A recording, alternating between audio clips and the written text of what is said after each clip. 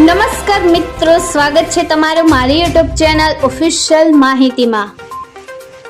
ગુજરાતમાં વરસાદની જોરદાર એન્ટ્રી થઈ ચૂકી છે, ત્યારે આગામી 7 દિવસ કયા વિસ્તારોમાં કેવો વરસાદ રહેશે આના વિશેની સંપૂર્ણ માહિતી મેળવવા માટે આ વિડીયોને અંત સુધી જરૂર નિહાળજો અને હજુ સુધી મારી ચેનલને સબસ્ક્રાઇબ ના કરી હોય તો સબસ્ક્રાઇબ કરી લેજો।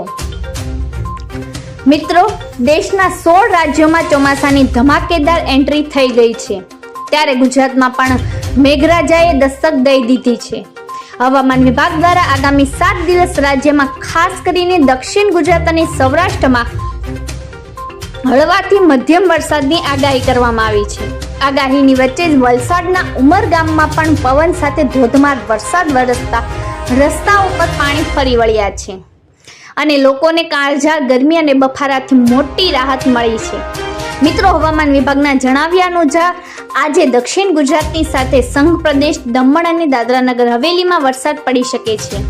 જો આવનારા દિવસોની વાત કરીએ તો 11 અને 12 જૂનના રોજ દક્ષિણ ગુજરાતના સુરત, તાપી, ડાંગ, નવસારી, વલસાડ જિલ્લામાં છૂટાછવાયા વિસ્તારોમાં હળવાથી મધ્યમ વરસાદ થવાની પૂરેપૂરી શક્યતા રહેલી છે। આ સાથે દમણ અને દાદરાનગર હવેલીમાં પણ વરસાદી માહોલ જળવાઈ રહેશે। મિત્રો, ત્યારબાદ 13 જૂનની વાત કરીએ તો 13 જૂને મેઘરાજા પોતાનો વ્યાપ થોડો વધારશે।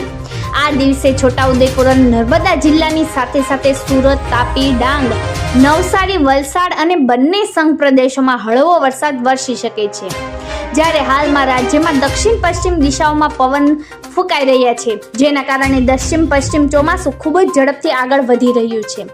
ચોમાસાની આ આગેકૂચ વચ્ચે વલસાડ જિલ્લામાં તો વાતાવરણ સંપૂર્ણપણે બદલાઈ ચૂક્યું છે। ઉમરગામ અને તેની આસપાસના પંથકમાં ભારે પવન સાથે જોરદાર વરસાદ વરસ્યો છે।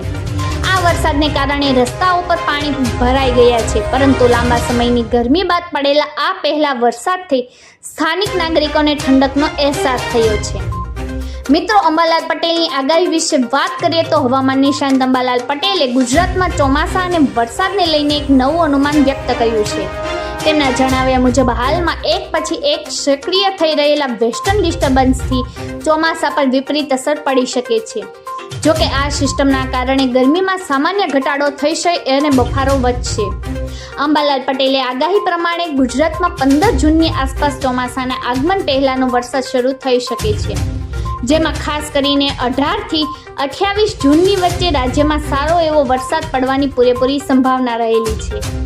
મિત્રો, અંબાલાલ પટેલના જણાવ્યા અનુસાર હાલમાં ઉત્તર ભારત અને ઉત્તર પૂર્વ ભારતમાં એક બાદ એક વેસ્ટર્ન ડિસ્ટર્બન્સ આવી રહ્યા છે। આ વાતાવરણીય પલટાની અસર ગુજરાત પર પણ જોવા મળશે। આ વેસ્ટર્ન ડિસ્ટર્બન્સ સૌથી મોટી વિપરીત અસર ચોમાસાની સિસ્ટમ પર કરશે, જેનાથી વરસાદની પેટર્ન બદલાઈ શકે છે। આ સિસ્ટમની અસર હેઠળ ગુજરાતમાં મહત્તમ તાપમાનનો પારો તો ગગડશે, પરંતુ ભેજના કારણે અસહ્ય બફારો અને ઉકળાટ વધશે, જેથી લોકોને ગરમીથી ખાસ રાહત નહીં મળે। મિત્રો, આવી જ વધુ માહિતી મેળવતી રહેવા માટે મારી ચેનલ સાથે જોડાયેલા રહેજો।